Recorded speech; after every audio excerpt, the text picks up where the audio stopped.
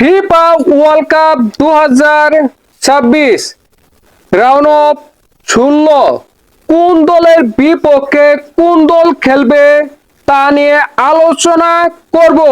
Round of 16 থেকে কোন 8টি দল কোয়ার্টার ফাইনালে কোয়ালিফাই করবে এবং কোন 8টি দল বাদ পড়বে তা নিয়ে আলোচনা করব। দেখেন, প্রথম ম্যাচটি হয়ে গেছে। ওই ম্যাচে কানাডাকে 3-0 হারিয়েছে মরক্কো। এ নিয়ে মরক্কো 42 ম্যাচে অপরাজিত রয়েছে। দ্বিতীয় ম্যাচটি চলতেছে প্যারাগুয়ে ভার্সেস ফ্রান্স। এই ম্যাচে ফ্রান্স জয় লাভ করবে, প্যারাগুয়ে হেরে যাবে।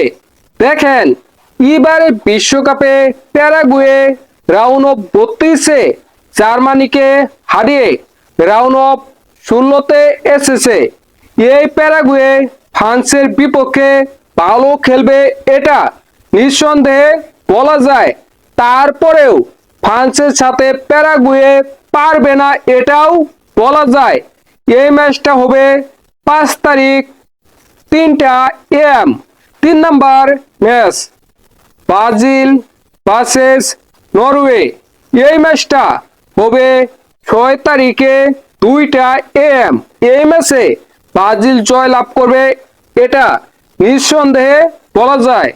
4 number match Mexico versus England. ম্যাচটি হবে 6 তারিখ 6টা AM।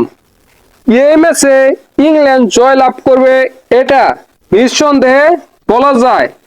5 number match Portugal versus Spain. এই ম্যাচটা হবে ভয়ঙ্কর, দুর্ধর্ষ, অসাধারণ একটি ম্যাচ। এই ম্যাচে কোন দল জয় লাভ করবে সেটা বলা অনেক বেশি কঠিন।